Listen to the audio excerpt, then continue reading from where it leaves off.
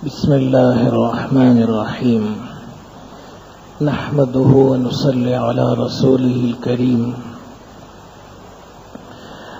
حضرت نوح علیہ السلام کے بارے میں کچھ باتیں بتائی گئی تھی اور یہ بتایا گیا تھا کہ حضرت نوح علیہ السلام پر 3 اعتراضات کیے تھے۔ پہلا اعتراض یہ تھا کہ حضرت نوح انسان ہیں، فرشتے نہیں ہیں۔ حضرت نوح علیہ السلام نے جواب دیا کہ چونکہ مجھے انسانوں کی طرف بھیجا گیا ہے، اس لیے میرا اور ہر نبی کا انسان ہونا ضروری ہے، اس لیے کہ اگر جن اور فرشتہ کو نبی بنا دیا جائے تو پھر مقصد ہی فوت ہو جاتا ہے کہ انسان کی ضرورت کو انسان ہی سمجھتا ہے، جن اور فرشتہ نہیں سمجھتا۔ اس لیے اللہ تبارک و تعالی انسانوں کی ہدایت کے لیے انسان کو بھیجتے ہیں، کسی دیگر مخلوق کو اللہ تعالی نہیں بھیجتے۔ اور دوسرا اعتراض ان لوگوں نے یہ کیا تھا کہ مال و دولت میں حضرت نوح ہم سے زیادہ نہیں ہیں بلکہ ہم سے بہت کم ہیں۔ حضرت نوح علیہ السلام نے جواب دیا کہ اگرچہ مال و دولت میں بہت کم ہوں، لیکن انسان کا مرتبہ مال و دولت سے نہیں پہچانا جاتا بلکہ اس کے اچھے اخلاق سے پہچانا جاتا ہے۔ تو اچھے اخلاق میں، اوصاف حمیدہ میں اور اوصاف اخلاق فاضلہ میں اور دیگر اچھے امور میں الحمدللہ میں ممتاز ہوں، اور ہر نبی اللہ تبارک و تعالی اس کو اچھے اخلاق سے نوازتا ہے۔ اور تیسرا اعتراض ان لوگوں نے یہ کیا کہ آپ کے جو پیروی کرنے والے ہیں، نقش قدم پر چلنے والے ہیں، وہ غریب لوگ ہیں، کمزور طبقہ کے ہیں۔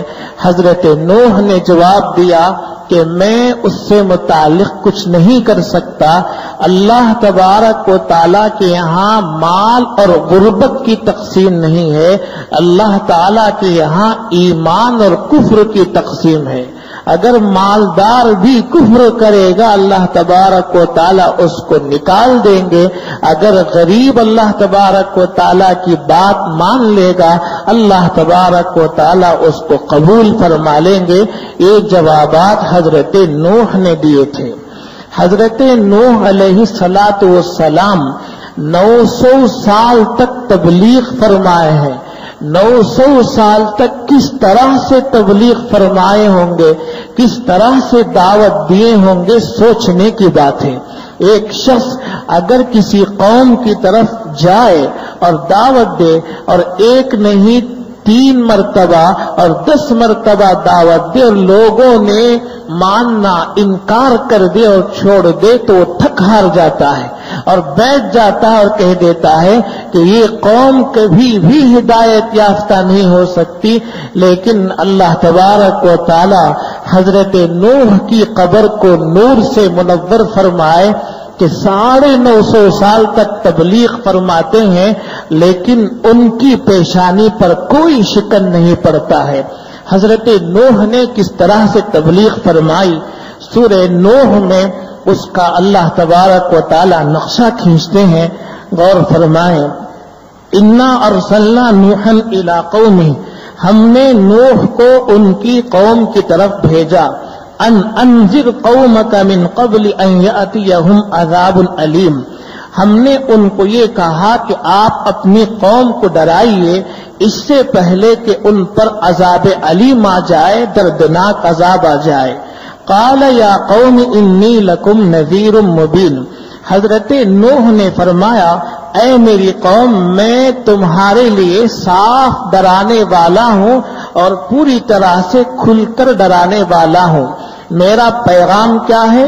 ان اعبدوا اللہ واتقوہ واطیعون، ایک تو اللہ تعالی کی عبادت کرو، اور اللہ تعالی سے ڈرو، اور تیسری بات، ہر بات میری اپنی مانو، جو کچھ میں کہتا ہوں میرا کہا ہوا مانو۔ یغفر لکم من ذنوبکم ویؤخرکم الی اجل مسمی، اللہ تعالیٰ تمہارے کچھ گناہوں کو بخشے گا اور تم کو مہلت دے گا ایک متعین مدت تک۔ ان اجل اللہ اذا جاء لا یؤخر، بے شک اللہ کا وعدہ جب آ جاتا ہے تو اس میں تاخیر نہیں ہوتی۔ لو کنتم تعلمون، اگر تم میں سمجھ ہوتی، عقل ہوتی۔ حضرت نوح علیہ السلام نے کس طرح سے دعوت دی، کیسے کیسے بلایا، آگے کہتے ہیں قال رب انی دعوت قومی لیلا ونہارا، اللہ تعالیٰ سے کہتے ہیں اے میرے پروردگار، میں نے اپنی قوم کو رات میں بھی بلایا اور دن میں بھی بلایا، رات میں بھی دعوت دی اور دن میں بھی دعوت دی، یعنی نہ رات دیکھی میں نے نہ دن دیکھا۔ فلم یزدہم دعائی الا فرارا، لیکن جتنا میں بلاتا تھا اتنا یہ لوگ بھاگا کرتے تھے، میری بات نہیں سنتے تھے۔ آگے کہتے ہیں وَإِنِّي كُلَّمَا دَعَوْتُهُمْ لِتَغْفِرَ لَهُمْ، اور جب جب بھی میں ان کو بلایا کرتا تھا اے اللہ تاکہ تو ان کو بخش دے، معاف کر دے، تو وہ لوگ کیا کرتے؟ جعلوا اصابعهم فی آذانہم، اپنی انگلیوں کو اپنے کانوں میں ڈال لیتے تاکہ میری بات ان کے کانوں تک نہ پہنچے اور اس کی وجہ سے حق کو قبول نہ کرے۔ واستغشوا ثيابهم، اور دوسرا جو ان کا عمل تھا اپنے کپڑوں کو اپنے اوپر لپیٹ لیتے تاکہ حضرت نوح واپس چلے جائیں اور اپنے کپڑے سے اپنے چہرے کو چھپا لیتے۔ وَأَصَرُّوا، اور انہوں نے ضد کی، وَاسْتَكْبَرُوا اسْتِكْبَارًا، اور انہوں نے خوب حد دھرمی کی اور خوب تکبر کیا۔ آگے کہتے ہیں ثم انی دعوتہم جہارا، اے اللہ پھر میں نے ان کو علل اعلان بلایا۔ ثم انی اعلنت لہم واسررت لہم اسرارا، پھر میں نے ان کو اعلان کر کے بلایا اور میں نے چھپ چھپ کر ان کے پاس پہنچا اور چھپ چھپ کر بھی ان کو بلایا۔ یعنی کہتے ہیں رات میں بلایا، دن میں بلایا، اور میں نے بلاتے ہوئے ایک تو جہرن علل اعلان بھی بلایا اور ہر ایک کے پاس فردن فردن پہنچ کر ہر ایک کو چپکے اور چپکے سے بلایا، اور انفرادی دعوت بھی میں نے دی۔ فَقُلْتُ اسْتَغْفِرُوا رَبَّكُمْ إِنَّهُ كَانَ غَفَّارًا، میں نے کہا ان سے اے میری قوم اپنے رب سے معافی چاہو، وہ بہت بخشنے والا ہے، بڑا معاف کرنے والا ہے، ہزاروں سال کے گناہوں کو اگر کوئی سچی توبہ کر دے وہ معاف کر دیتا ہے۔ لیکن بدبخت قوم نے حضرت نوح علیہ السلام کی بات نہیں مانی۔ سورہ نوح آپ پڑھیں، اس کے اندر اللہ تبارک و تعالی عجیب نقشہ کھینچتا ہے، حضرت نوح کے پورے پیغام کو اللہ تبارک و تعالی بیان کرتا ہے۔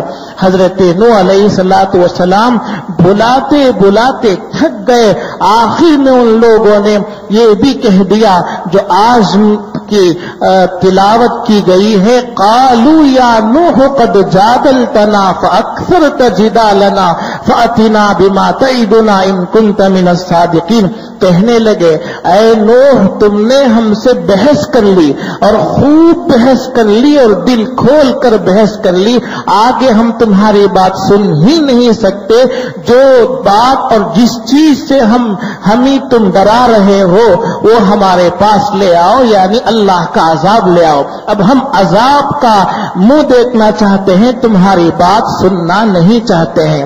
حضرت نوح نے اس کا بھی جواب دیا، قال انما یاتیکم بہ اللہ ان شاء وما انتم بمعجزین، کہا اے میری قوم سن لو، اللہ تبارک و تعالی اس پر بھی قادر ہے کہ عذاب کو پہنچا دے، عذاب کو نازل کر دے، باقی عذاب اللہ تعالی نے میرے اختیار میں نہیں دیا ہے، لیکن عذاب آئے گا ضرور، اللہ تعالی ضرور بھیجے گا، اور جب آ جائے گا تو تم سب کے سب مل کر اللہ کو عاجز نہیں کر سکتے، اللہ تبارک و تعالی کو تھکا نہیں سکتے ہیں۔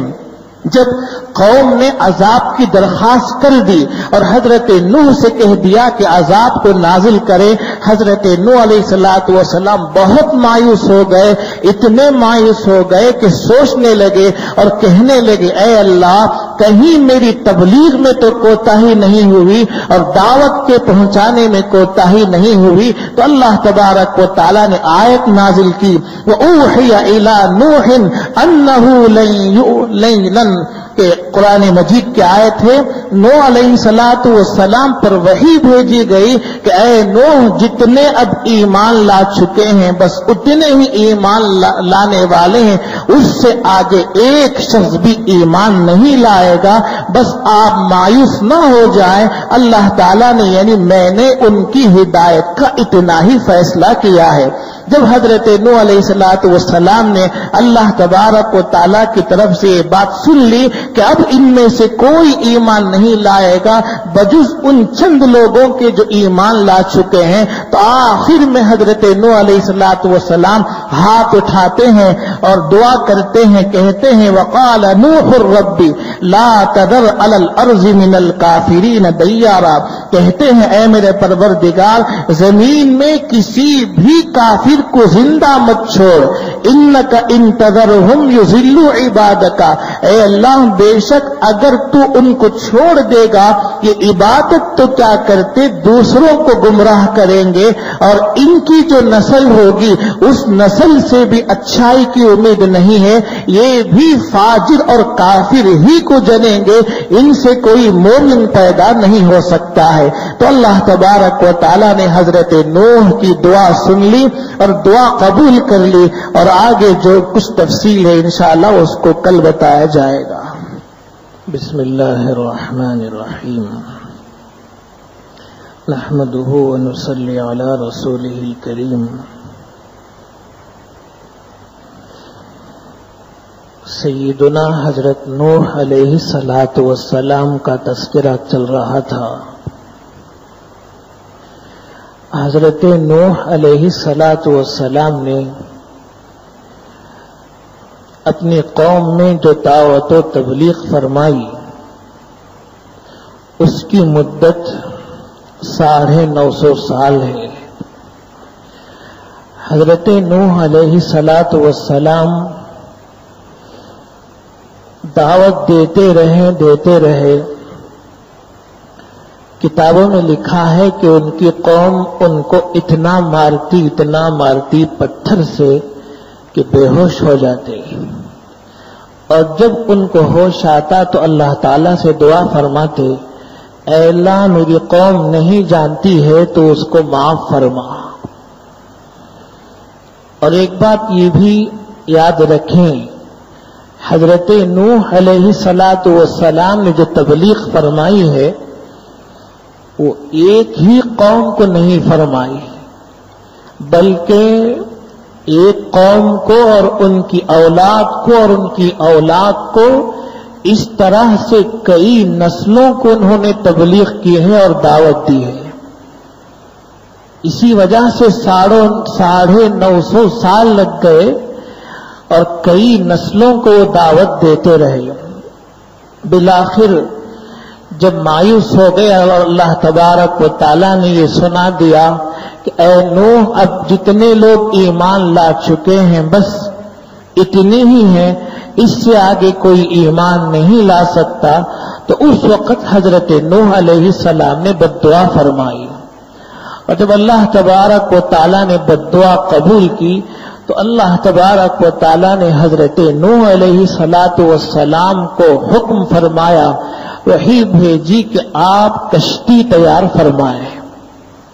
تو حضرت نوح علیہ السلام نے ساگوان اور سال کی لکڑی سے کشتی تیار فرمائی، اور کشتی کی کیا کیفیت ہے قرآن و حدیث اس سے خاموش ہے، البتہ مؤرخین لکھتے ہیں کہ کشتی کی چوڑائی 300، کشتی کی لمبائی 300 گز تھی اور کشتی کی چوڑائی 50 گز تھی اور اس کی اونچائی 30 گز تھی، اور حضرت نوح علیہ السلام نے اس میں 3 منزلیں بنائی. اس طور پر ایک بہت بڑی کشتی تیار ہو رہی تھی.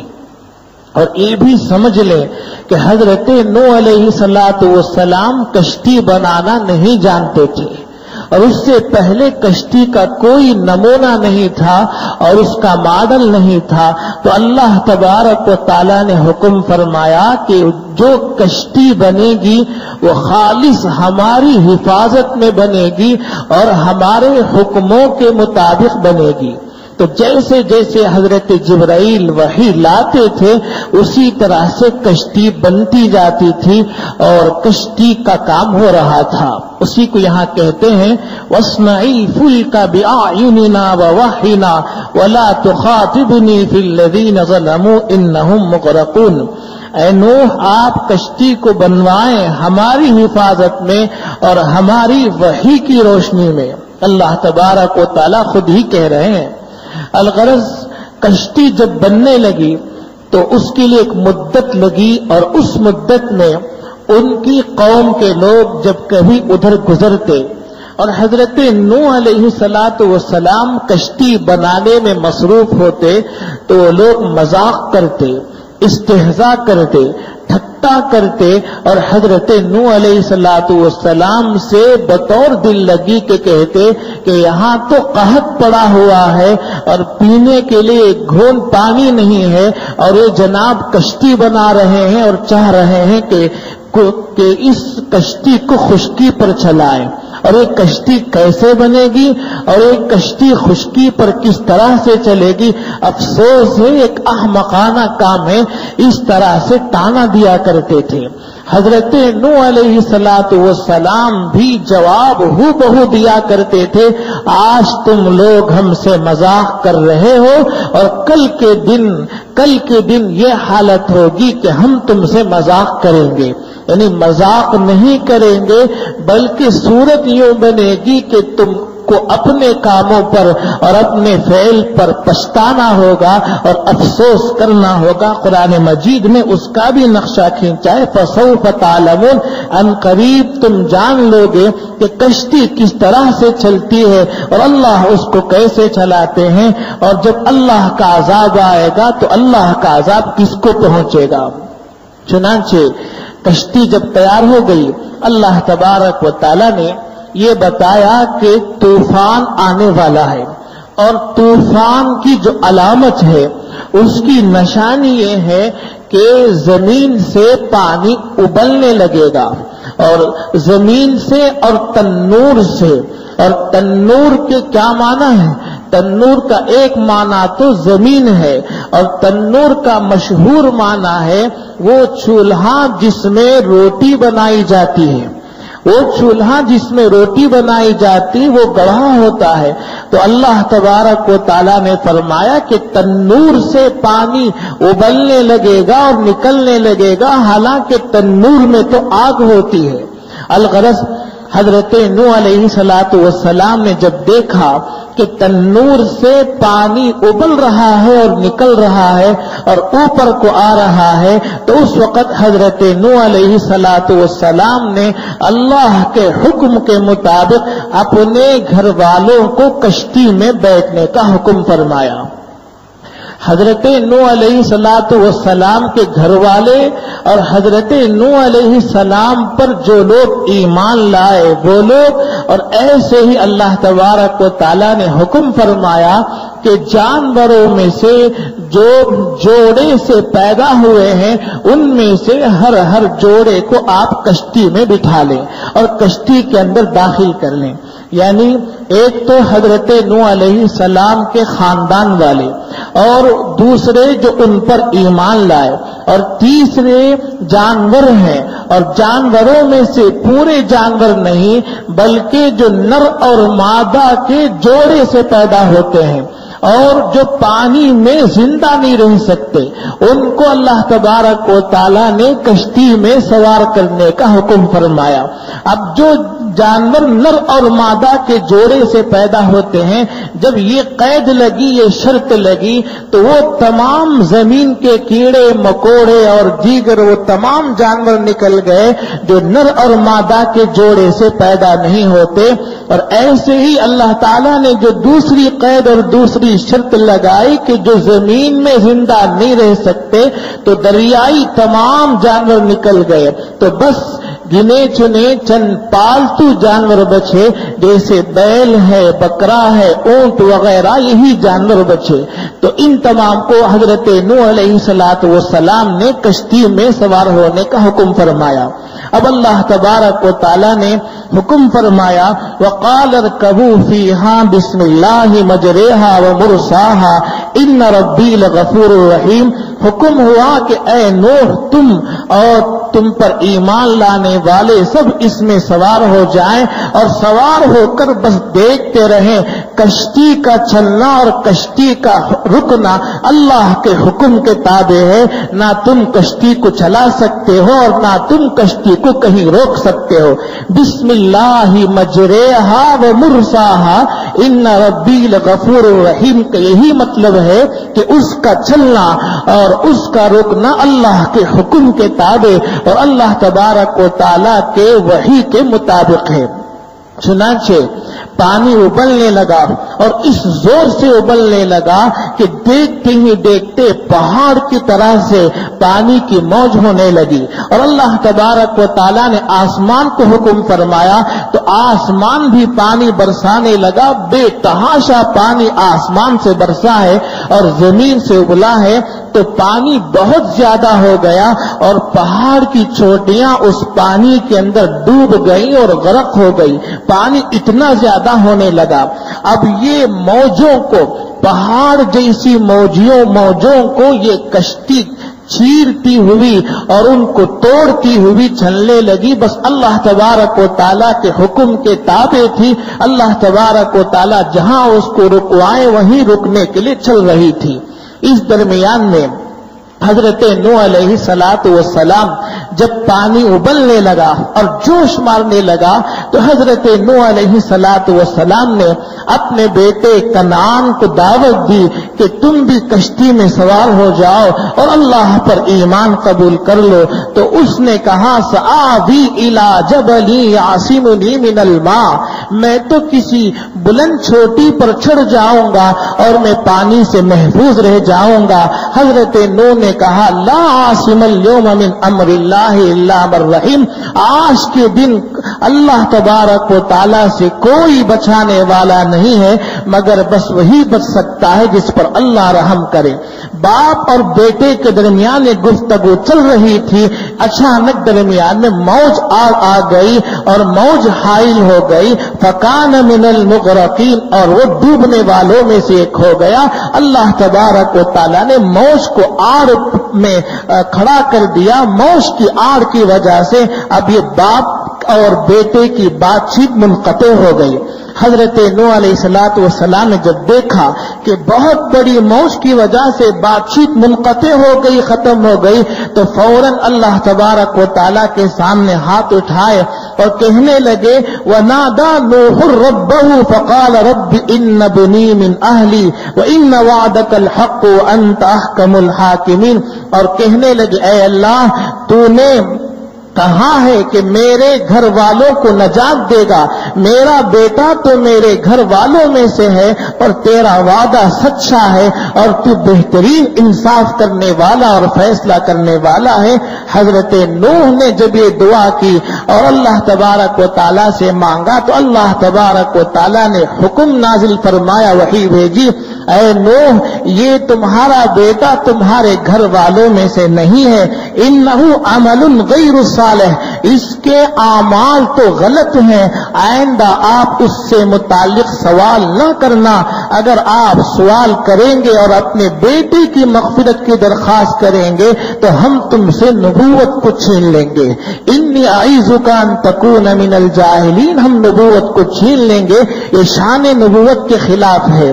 حضرت نوح علیہ السلام پیغمبر تھے، معصوم تھے، فوراً اللہ تعالیٰ کے سامنے گر گئے اور رونے لگے اور کہنے لگے اے اللہ میری مغفرت فرما دے اور مجھے معاف فرما دے. اگر تو میری مغفرت نہیں کرے گا اور معاف نہیں کرے گا تو میں تو خسارہ اور نقصان اٹھانے والے لوگوں میں سے ہو جاؤں گا. پھر اللہ تبارک و تعالیٰ نے ان کی غلطی کو معاف کیا اور حضرت نوح علیہ السلام کشتی میں بیٹھے ہوئے چل رہے تھے. اب جو کشتی میں تھے ان کی تعداد کتنی تھی؟ ایک قول کے مطابق 80 لوگ تھے.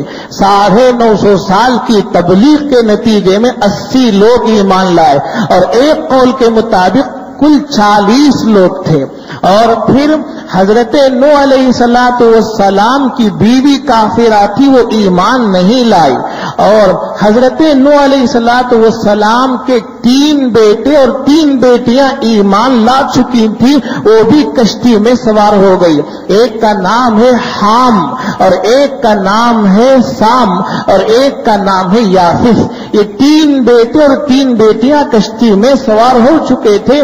چوتھا بیٹا جس کا نام کنعان ہے اس کو اللہ تبارک و تعالیٰ نے توفیق نہیں دی تو وہ سوار نہیں ہوا. تو یہ کل 3 ہیں اور 3 بیٹے 3 بیٹیاں اور 80 یا 40 افراد اور کچھ جانور ہیں جن کو لے کر کشتی تیز دوڑ رہی تھی اور تیز چل رہی تھی اور اپنی منزل کی طرف رواں دواں تھی. تو یہ جو حالت تھی اب جو اس میں غرق ہو گیا اللہ تبارک و تعالیٰ کے حکم سے. یہ ایک مفسر بڑی زبردست بات لکھتے ہیں. دراصل ان کا جو بیٹا غرق ہوا تھا اور جو ڈوب گیا تھا وہ بھی حضرت نوح علیہ السلام کے بددعا کے نتیجے میں ڈوب گیا تھا اور اللہ تعالیٰ نے اس کو ہدایت نہیں دی تھی. اللہ تبارک و تعالیٰ نے وعدہ کیا تھا کہ آپ کے گھر والوں کو ہم نجات دیں گے اور وہ وعدہ اسی آیت کے اندر مذکور ہے. حتی اذا جاء امرنا وفارت النور، یہاں تک کہ جب ہمارا عذاب آ پہنچے اور تنور جوش مارنے لگے. قل نحمل فیہا من کل زوجین اثنین، ہم نے کہا آپ سوار کر لیں اس میں کہ ہر جوڑے میں سے 2 کو، یعنی جو نر اور مادہ کے جوڑے سے پیدا ہوتے ان میں سے 2 کو سوار کر لیں. اور دوسرے کون ہوں گے؟ وہ اہلک، آپ کے گھر والے، الا من سبق علیہ القول، لیکن آپ کے گھر والوں میں سے وہ لوگ کشتی میں آ نہیں سکتے، نجات نہیں پا سکتے جن پر اللہ کا فیصلہ گزر چکا ہے کہ وہ جہنمی ہیں اور ان کو نجات نہیں مل سکتی. اور تیسرے ومن آمن، جو ایمان لائے، وما آمن معه الا قلیل، اور ایمان نہیں لائے مگر بہت تھوڑے.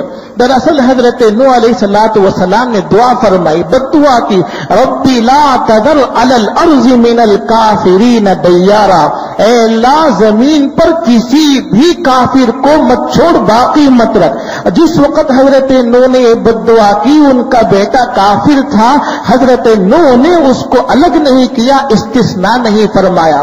پھر دوسری دعا فرمائی، رب اغفر لی ولوالدی ولمن دخل بیتی مؤمنا وللمؤمنین والمؤمنات ولا تزد الظالمین الا تبارا. یہاں بھی دعا کر رہے ہیں، اے میرے پروردگار معاف کر دے مجھ کو، رب اغفر لی ولوالدی، اور میرے والدین کو، ولمن دخل بیتی مؤمنا، اور اس کو بھی معاف کر دے جو مسلمان ہو کر میرے گھر میں آ جائے، اور مؤمنوں کو اور مؤمنات کو معاف کر دے. یہاں بھی انہوں نے اپنے بیٹے کو الگ نہیں کیا اور بیٹے کا تذکرہ نہیں کیا.